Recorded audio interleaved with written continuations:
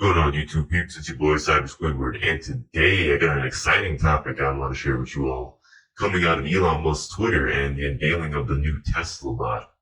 And we're going to take a deep dive into what's going on with it, the progress that's being made, and really the disappointment that a lot of people are expressing in the stages that this robot apparently is in. Now, I do remember last year, the unveiling of the Tesla bot was really just some guy in spandex running around. So this year, apparently they have a real robot, but it's really becoming a meme, so to speak. It's not really what the experts had hoped it would have been. And we're going to take a look at this article here from Wired, as well as a video from a YouTuber some of you may be familiar with named Thunderfoot, who did a really deep dive into this and the memery going on around the Tesla bot. And quite frankly, it's going to be good. So let's get into it real quick here. Oh, and also, before I forget, if you're new to the channel, please subscribe and hit that like button. I really appreciate that, and stick around. I post every single day at least one video, usually many, and we go into a lot of deep topics such as technology, hacking, cyber warfare, everything you can think of under the sun when it comes to technology in the 21st century. So please do that, and that will show your support. I really appreciate it. All right, enough dilly-dallying. Let's go. All right, so we go into this article from Wired here. Elon Musk's half-baked robot is a clunky first step. Tesla's Optimus robot did not dazzle robotics experts and can't yet walk. But if the project delivers, it can give the company an edge in manufacturing. I fail to see how that can happen if they can't even walk yet, how they're supposed to have an edge, because I know that outfits like Boston Dynamics, they got them jumping around, running, climbing stuff. You can push it and it will get back up and correct itself. Very advanced stuff. And if theirs can't even walk around yet, they are definitely lagging behind the curve, so to speak. Elon Musk has been promising the world a humanoid robot called Optimus for more than a year, but the two prototypes unveiled last week did not dazzle with agility. The company's most advanced robot, made with all Tesla components and close to production ready according to Musk, wigged unsteadily before being shoved across the room by 3 human helpers. And you're going to see it was laughable because the thing wasn't even standing on its own. They had to help it out like a old lady. This means a future of abundance, a future where there is no poverty, where you can have whatever you want, aka post-scarcity civilization, Musk said on the machine, which was mounted on a stand and cannot yet walk on its own. It really is a fundamental transformation of civilization. A second humanoid robot described by Musk as for rough development and made from a mixture of Tesla and off-the-shelf parts was able to walk forward very unsteadily. Okay, at least they got one that's walking. The robot's underwhelming debut and the contrast between Musk's lofty rhetoric and the reality of Tesla's humanoids reflect how, despite recent progress in artificial intelligence, it remains incredibly difficult for machines to operate in a sophisticated way in the messy, unpredictable real world. And that's the biggest issue, because robots are very binary in their construction, as with all computer components. You give it a 0 for an off state, 1 for on state, and trying to translate that into the unpredictableness of the real world. We are starting to push the boundary with artificial neural networks. You'll see this sometimes with the art that AI makes, like taking the input imagery and outputting what it thinks. Using their text-based generators, so you put a text in like, surreal or house or car, and it will try to generate using a large, sometimes with millions of images, database of images that it cross-references.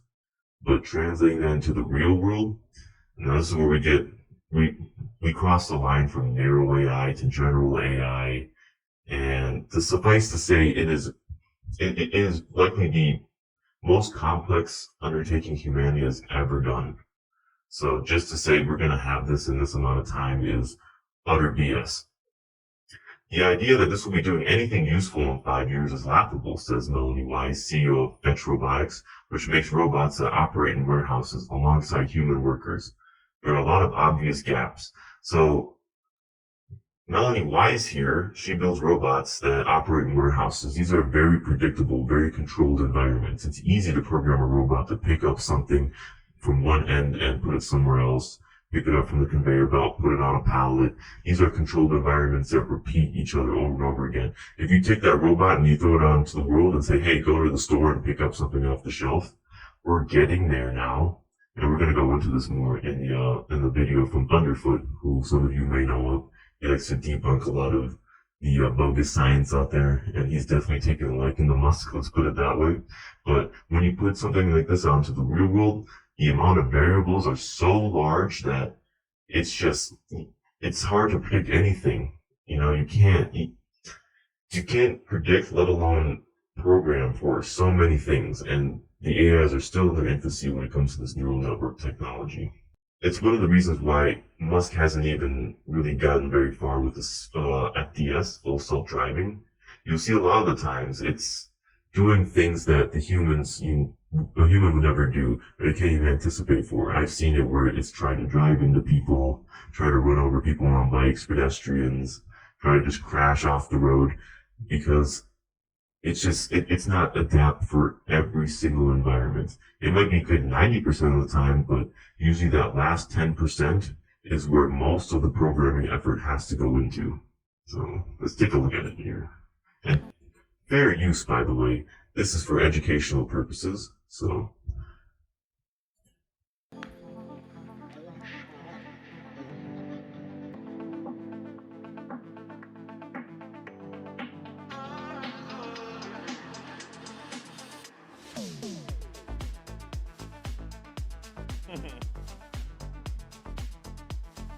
Marvelous. And as you can see, it's barely able to stand up. If this thing was as advanced as the Boston Dynamics robot, it would have just charged on stage like, what up? It would have been quite a spectacle, to say the least.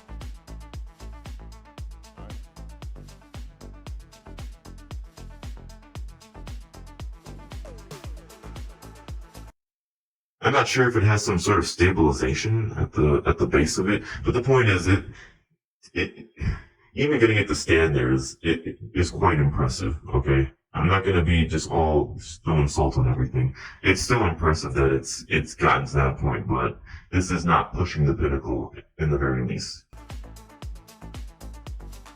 Okay, I don't know what's going on there. Whoa, but all right.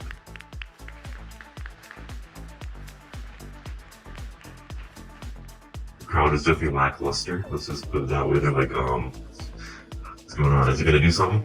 Is he gonna bust out a move? With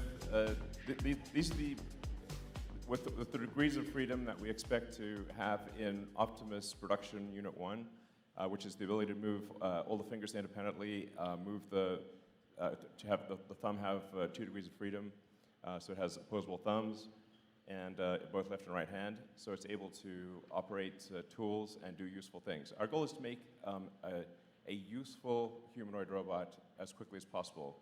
And we've also designed it using the same discipline that we use in designing the car, which is to design it for manufacturing such that it's possible to make the robot in high volume at low cost with high reliability. They want to use to upscale manufacturing to the point where they can push out as many of these as they can in order to the economies of scale they want to master. That's the word I was trying to think of. They want to get the economies of scale to the point where this is mass produced and available at a very cheap price, which we see with most things in technology. I mean, there was a point when cars were so niche that you would never see them anywhere, and the people that did have them were the how would you say, the illustrious rich, right? And the same thing happened with computers, home computers, and then smartphones. But once the economies of scale are put into place, then the price is inevitably going to come down. But first, you gotta get the tech going first. So that's incredibly important. I mean, you've all seen very impressive humanoid robot demonstrations. And that's great, but what are they missing? They're missing a brain. They don't have the intelligence to navigate the world by themselves. And they're also very expensive and made in low volume. Whereas Optimus is designed to be an extremely capable robot, but made in very high volume, probably ultimately millions of units, and it is expected to cost much less than a car. All right, I'm gonna call BS on that. Making an advanced robot, one that's not this one, but one that is actually a sufficient, let's say 90% replica of a human, cheaper than a car, that's a pipe dream to say the least. The amount of electronics, robotics, and then the R&D costs we won't be seeing that for a very long time. I'll just bring it So, directly to the right here. I would say probably less than $20,000 would be my guess. Okay, less than $20,000. Remember though, this is all fluff. This is corporate fluff. At the end of the day, it's, you know, we've heard many a time from Elon Musk that he's going to do this and that. I'm pretty sure that the Teslas were supposed to be, the Model 3 was supposed to be done in the same way as what he's claiming with this robot, where we're going to make this the economy car for the average everyday user. We're going to bring the price down to $25,000 to compete with models like Hyundai, Honda, Toyota. And we've yet to see that, just because the economies of scale for certain things cannot be brought to that point unless there's a significant structural change.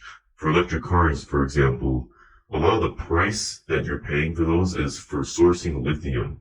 Like the body of the vehicle, the electric motors, the wheels, the interior, that's not what's keeping the price up. It's sourcing the lithium for those batteries. And you're going to see a lot of the same things for these robots. I mean, look at the GPU shortage that occurred due to mining. Now you couple that with the amount of computing hardware that's going to be required to build these robots at economies of scale, that will drive the price of semiconductors through the roof. So you got to take what he's saying with a grain of salt. Alright, next we're going to go into this video from Thunderfoot, who debunks a lot of the talking points made by Elon Musk and really explains in a very detailed way how the true science behind these robots work, and how basically a lot of the claims that Elon Musk makes, are just pure fluff, and how actually far behind they are. So but if you've been under a couple rocks and you don't know why, this video will explain it to you. Elon Musk multitasks better than you. Very I few people multitask have influenced bullshit more people. global industries all at once.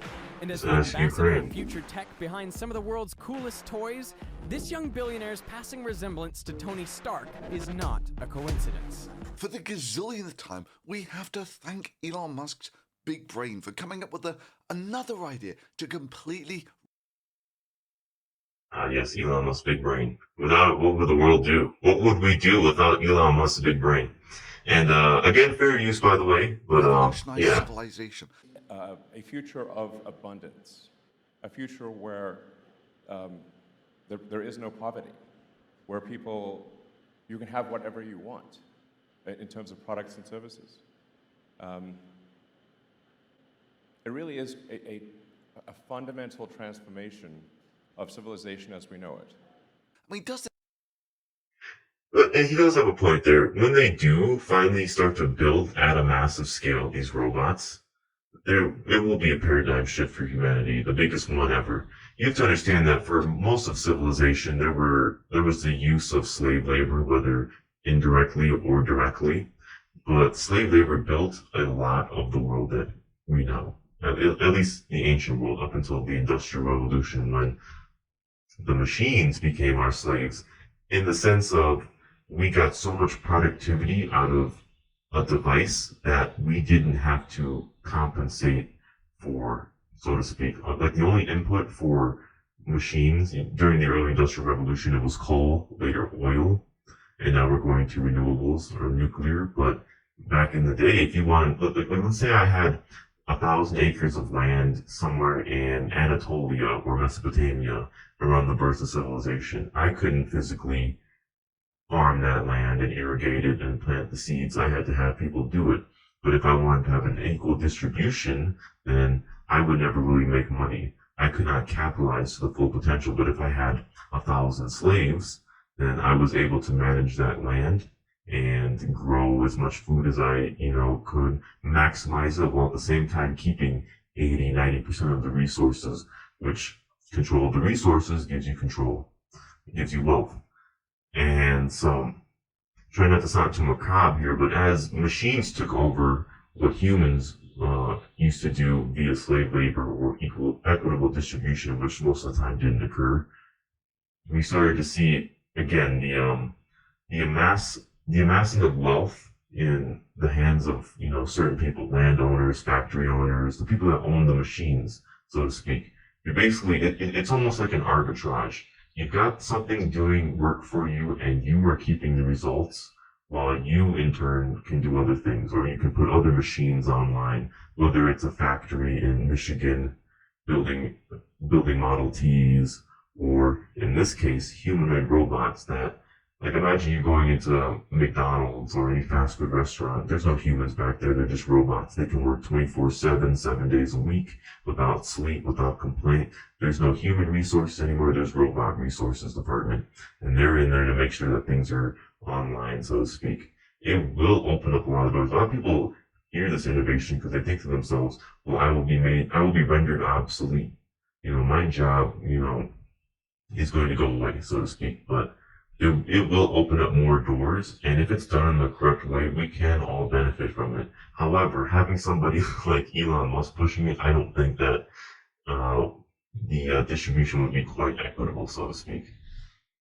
This man never sleep. Elon Musk truly is a visionary future man. This He is a future man. good, folks. I mean, sure, all of his other ideas were. I'm so That was glad that all we I were know. blessed with this future But this man. new idea of the robot, this sounds like the big one. I mean, me, personally, as a Tesla fan, was surprised that no one had thought of this before. Invaders from the fifth dimension. Invaders from the fifth dimension. Now, Elon had two versions of the robot to show us. One less advanced and one more advanced. The more advanced one, of course, could stand up on its own, could just about move on its own and wave, kinda? I mean, I was really impressed by that. All of this from the man who knows more about manufacturing than anyone alive on Earth. Remember I told you to keep that in mind from the Wired article about manufacturing? This is why, right here. Let's hear Elon Musk's take on his manufacturing abilities, his ability to manage manufacturing facilities. Earth. At this point, I think I know more about manufacturing than anyone currently alive on Earth. And the Oh my, I'm so glad we have him. What an asset to humanity. Tesla fanbase was ignited with videos like the real reason Tesla bot will make us all rich, and Tesla bot has won the race already. Humanoid robots are essentially a solved problem now, and I'm sure Tesla shares spiked on this great news. Right? Yep, absolutely. The Tesla will push us into the future. Ah, man. What's that? They crashed 10%? Well, I guess it's kind of a spike. And that spike has continued, meaning that now Tesla has lost some 40% of its value. He's going to go into the BS behind Tesla and their share price, which there's a lot going on here. And his big brain Russia idea was another good point. He's going to negotiate world peace, apparently, talking directly with Putin. He's opened up a backdoor channel to Putin. Sophisticated if you take the fairing off, and more sophisticated if you put fairing on them. Well, Tesla had its less sophisticated robot, which shuffled onto a flat, level stage with no obstacles. It showed exactly zero interaction with the environment. And that's a big thing. What you're basically looking at with this first and more advanced robot than the second one is that it has no understanding of its environment or what to do. It's basically like a pre-programmed script, hyper advanced puppet, so to speak, that you've told it. You gave it some basic commands. I'm guessing to look at its hands and to kind of look around, right? And that's it. Like Disney, at their theme park in Florida, they've been doing this for decades. Pre-scripted robotics that kind of just do a certain script and that's it. And you can make those quite advanced, but it has no understanding of anything else besides that. Just, hey, run this code and that's it. And it's like they're basically pushing Disney in the 70s technology right now. And of course, just look at that amazing finger dexterity. Putting it more as an automaton than an actual robot. Yes, the best demo of the world's most advanced robotics featuring moving parts. Yeah, this would be really impressive if it hadn't been done better. Much, much, much better over a decade ago. You know, on a nicely brightly lit stage where you can actually see what's going on. Yes, and the Japanese have been pushing the envelope with this. I know Japan and South Korea, they've really been getting deep into this. And this is like from a decade ago, easily, if not from the late 1990s. Hey, it's Elon Musk. Bill Shatner, tell us again what Elon Musk's passion in life is.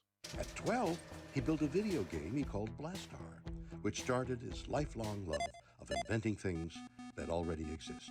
Naturally, being the star of the show, they really wanted to showcase what it could do on stage, which is why out of a 3-hour event,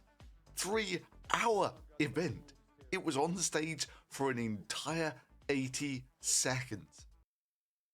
And you see down here in the left corner, that Boston Dynamics robot, it's doing that, just shuffling along. And that's probably from the early 2010s right there. It's like, what are we looking at here? What we're looking at is vaporware. I just shuffled on the stage, waved, danced, maybe, and then shuffled off again. Welcome to Tesla AI Day 2022. We've got some really exciting things to show you. That was it. So It showed exciting. no interaction whatsoever with its environment.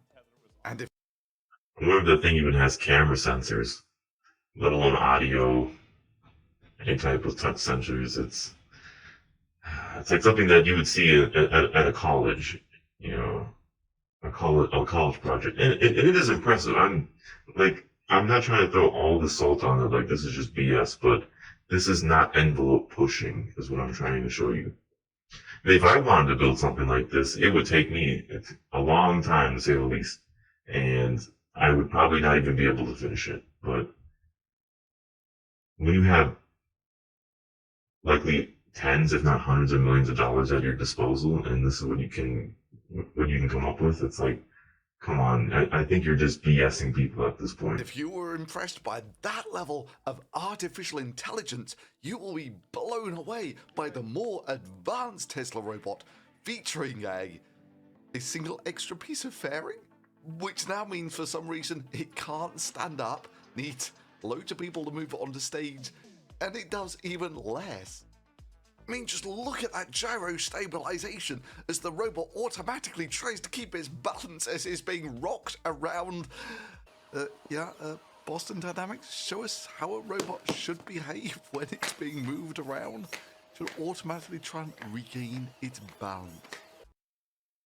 Right, it's almost like the Tesla robot doesn't even have auto stabilization, no type of gyroscopic system.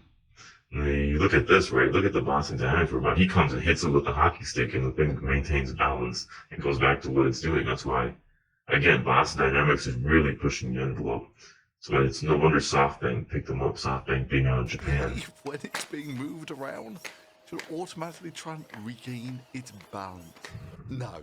I mean, I had gyroscopes on quadcopters that were more impressive at keeping their balance. Oh my god, what's it doing? Yeah, clap. Look, clap everyone. Look at the audience. It's Please clap. like no response whatsoever. It's like, what? Whoa, I'm going to be impressed by this? And the entire demo of everything that their advanced Tesla robot could do, which was barely move its fingers, maybe, was an entire 50 seconds out of. I will give you a massage. Come here. Would you get a massage from this audience? Would you like a massage from the Tesla bot? I, for one, wouldn't. 3-hour event. Probably put its finger on my butt. I'm trying to stretch this one out a little. And Elon's there thinking, come on, think Elon, think. We've got nothing to show. How can we make this look really futuristic-y? I know, we'll do what I always do when I have nothing to show. Add disco lighting.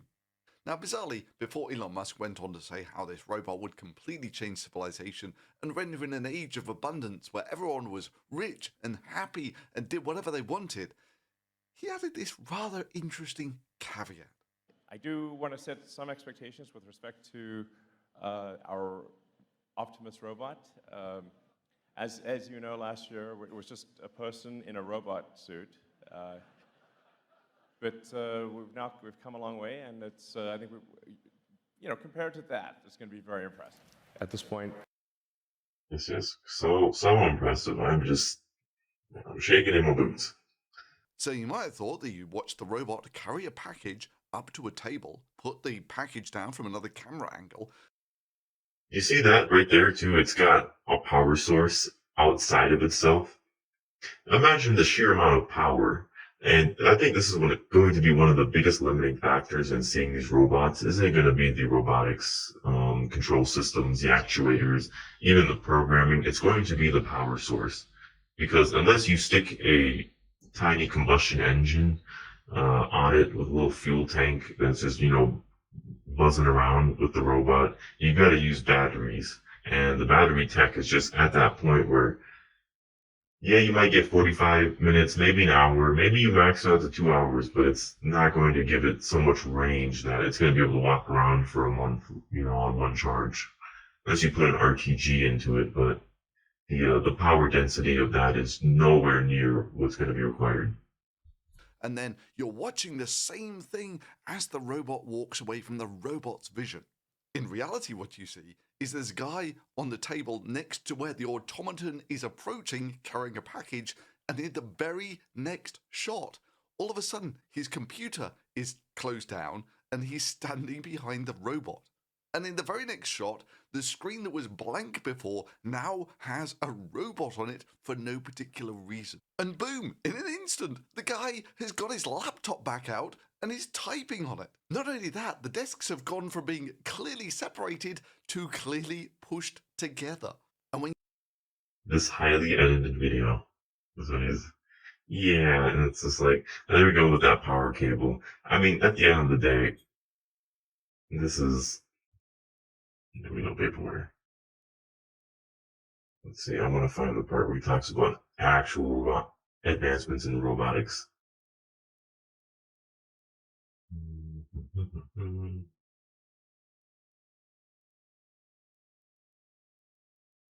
See, there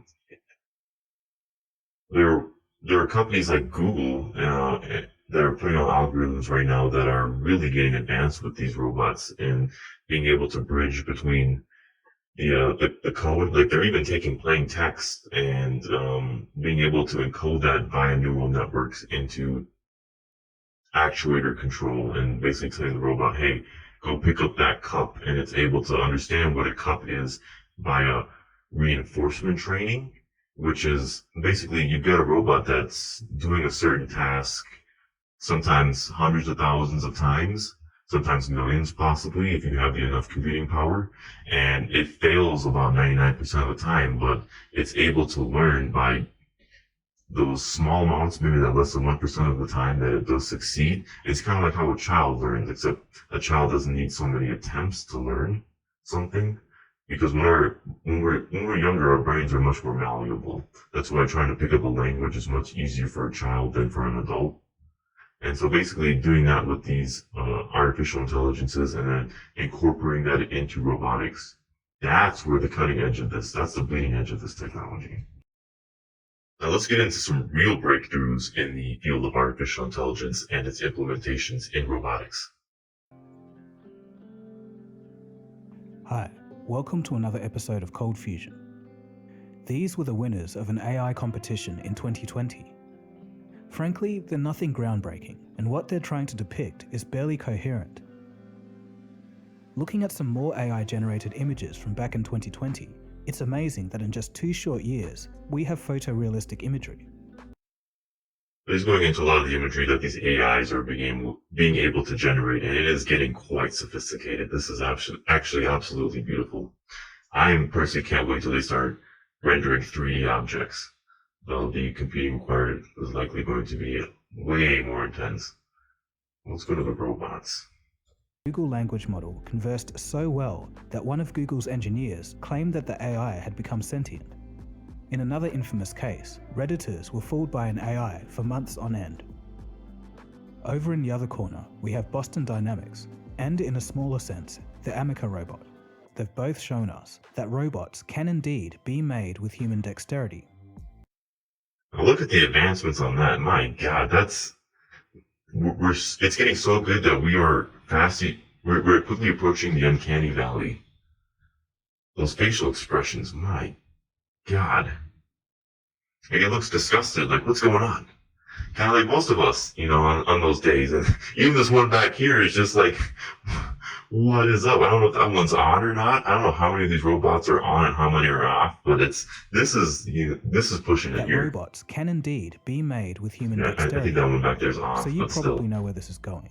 What if we happen to combine AI's new understanding of language with a physical robot body? Well, Google has just done this, and the results are very interesting. In this episode, we'll learn all about it and see what could be in store for the future. Robot brain. A recent 2022 paper, published in the journal Nature, found something interesting. When human brain patterns were measured in experiments and compared to AI language models, there were some uncanny similarities, particularly in the way both systems process language. So these AI algorithms are getting so advanced that they're almost beginning to mimic how a human brain processes language. So this is basically a comparison between the neural networks and how the human brain lights up different segments when it processes language. Incredible. Specifically in the way that they predict words from context. In addition to this, their neural activations mirror each other.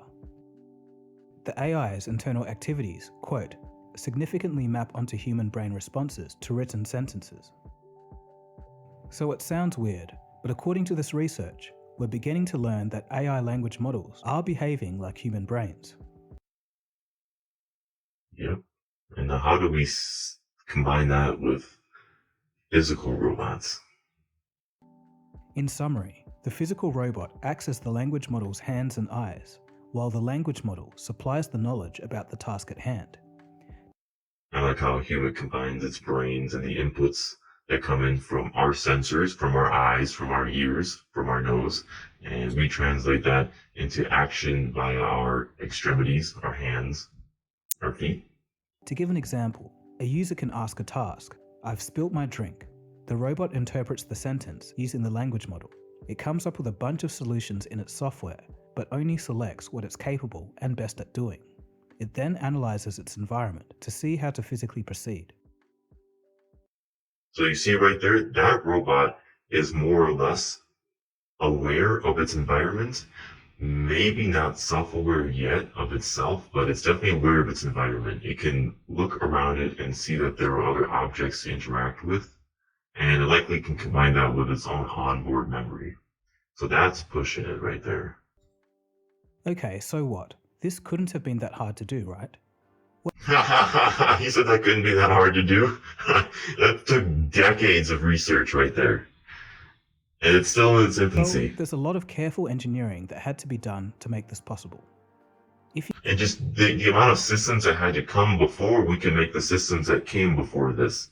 If it wasn't for the transistor, if we were still using vacuum tubes and glass, do you think we could do anything like that? Absolutely not. Having transistors on the order of thousands, maybe 10,000 if you're lucky, versus billions on a single chip. Billions with a B. If you ask an AI language model a question, it will give you a sensible and reasonable answer, but that answer may not be feasible or useful to the robot. For example, if you say, "I've spilt my drink," the language model may tell you, "You could try using a mop." But if there is no mop in the scene, or if the robot is incapable of using a mop, the task is impossible. Google researchers managed to create a way for the robot to understand what it can and can't do, but more on this later. Amazing. And that's when the palm comes in the Their picture. PaLM model in the robot. So what on earth is PaLM? PaLM stands for Pathways Language Model. The Pathways language model is able to interpret those voice commands or the language input models and to begin to assess its environment and say, hey, okay, how do I get to a certain conclusion? Now, this is actually getting towards one of the most dangerous areas of AI, because it's speculated that in the future, if you tell a sufficiently powerful AI, hey, can you solve human happiness? It might just kill all humans, because it thinks to itself that all humanity can never be happy, so the best way to make them happy is just to make them not exist. We don't know what conclusion it could come to, especially with the increasing layers of these neural networks. And if you don't know that much about neural networks, it's good to watch some resources on there. I'll link some in the description box below. But they go in depth into the complexity and the advancements of these neural networks, so much so that a lot of the times we don't even know what's going on behind the scenes, the people that program it. It's an algorithm that's been trained on countless amounts of text from the internet. We're talking hundreds of billions of parameters and petabytes of text. The result of all of this training is its ability to understand language. Vastly different to services like Siri or Alexa. See, Siri and Alexa are just like, they're almost like parrots, where you tell it something, hey Siri, what time is it? And it pulls through a web crawler or whatever, and it brings you back the time, the date, who won the Super Bowl last year. It uses the web, which is such a powerful tool. And it figures out something from text and it converts that back into speech and says, hey, whoever won the Super Bowl last year, who's the president? It's really just a parrot back to you. It accesses the data and gives it to you in a voice format, something that you could type in onto Google. But this is different. In addition to the PAL model, the researchers used another system of code to let the robot know what it can and can't do. This code, called world grounding, trims out unsafe or nonsense actions. Machine learning is one of the few things that we have that really makes it possible to get computers to behave intelligently in unstructured environments. By using experience, using data, using things that the computer's seen in the past to figure out patterns. So this is a fancy representation of regression modeling, where the AI is basically learned through trial and error or through huge amalgamations of data what certain things are. And that's why our captchas are also getting much more advanced, because the AIs are getting advanced enough to detect images of a bridge or a mountain. And these robots with these AIs are able to solve these captchas better and better. Alright, that's it for this video. So, as you can see, it's getting so advanced out here. This is just the beginning step. We're still in the baby steps. Like, AI is starting to enter its toddler phase at this point. So, just imagine that for a second. Grasp that and understand that this is serious stuff right here. And in comparison to Tesla's robot, I put that in quotations. You ain't seen nothing yet. Let's just put it that way. So in conclusion, it's probably best to say this, that you should forever be aware of the vaporware salesman. And if somebody's trying to push something that it just seems too good to be true, it likely is. And people have a tendency to embellish things. We all do. But Elon Musk has definitely taken embellishment to the next level. And with this Tesla bot and this AI day at Tesla, it's clear to see through hard anecdotal evidence that their technology is not at the bleeding edge, but it's likely a generation behind. So that's how quickly we're actually pushing this technology. And there are plenty of other resources out there that will show you what's really going on. One would be Palm and Saycan from Google, as well as just look at anything from Boston Dynamics at this point. So, yeah, so just forever be vigilant and know that, if it seems too good to be true, it probably is. Alright, well, thanks for watching this video. I hope you enjoyed it. Hit that like and subscribe, and stay tuned because we got another video dropping today, and we're going to be doing a lot more tech stuff coming up here. So thanks for stopping by. Have a good one. Peace.